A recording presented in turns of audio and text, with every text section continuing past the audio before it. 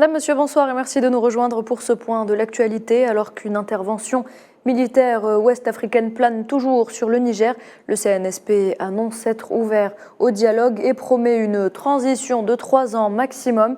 Hier soir, lors d'un discours télévisé, le nouvel homme fort du pays, le général Abdurrahman Tiani, qui a renversé le président élu Mohamed Bazoum lors d'un coup d'État le 26 juillet dernier, a esquissé un premier calendrier de transition.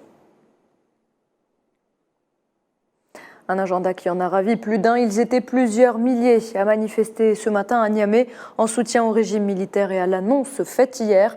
Comme lors de chaque manifestation favorable au nouveau régime, de nombreux slogans hostiles à la France et à la communauté économique des États d'Afrique de l'Ouest étaient scandés ou affichés sur des pancartes.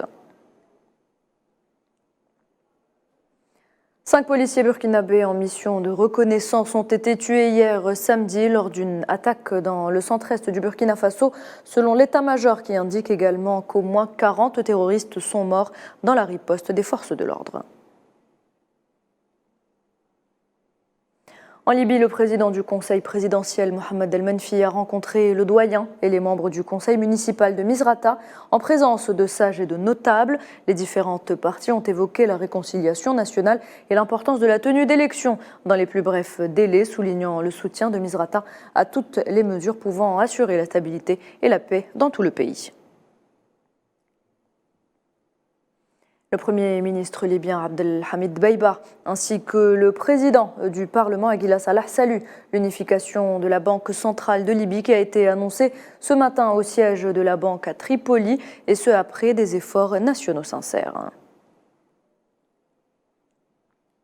Au moins 4 Palestiniens ont été blessés ce dimanche à l'aube lors de confrontations avec les forces de l'occupation sioniste dans le camp de réfugiés de Tulkarem, au nord de la Cisjordanie occupée. Un jeune Palestinien a été touché par balle réelle au visage, tandis que 2 autres ont été renversés par un véhicule militaire.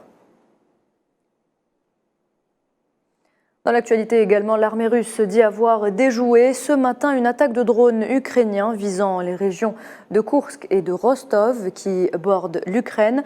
Le ministère russe de la Défense a notamment déclaré qu'il avait bloqué un drone ukrainien dans la région de Moscou, le forçant à s'écraser dans une zone non peuplée.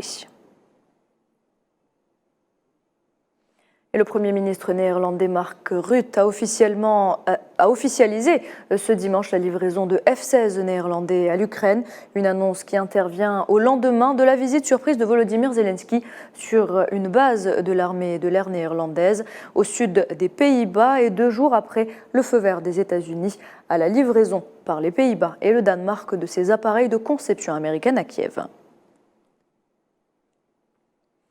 La Chine condamne la récente visite du chef adjoint de la région chinoise de Taïwan, William Lai, aux États-Unis, la qualifiant d'acte provocateur qui pousse l'île dans une situation dangereuse. Pékin a d'ailleurs lancé hier des manœuvres militaires autour de Taïwan à titre de sévère mise en garde. Les incendies font rage en Espagne. Plus de 26 000 personnes ont été évacuées de leur domicile par les services d'urgence dans les îles Canaries. Les images montrent la férocité des flammes et une épaisse fumée noire au-dessus de Tenerife. L'incendie couvre désormais une superficie de plus de 8 000 hectares. Et le Canada également à la merci des flammes. Les incendies de forêt en Colombie-Britannique ont redoublé d'intensité, conduisant à l'évacuation 35 000 personnes par les autorités qui ont décrété samedi l'état d'urgence. Élection en Équateur, les sondages annoncent la candidate Luisa González en tête des votes sur fond de violence et de narcotrafic.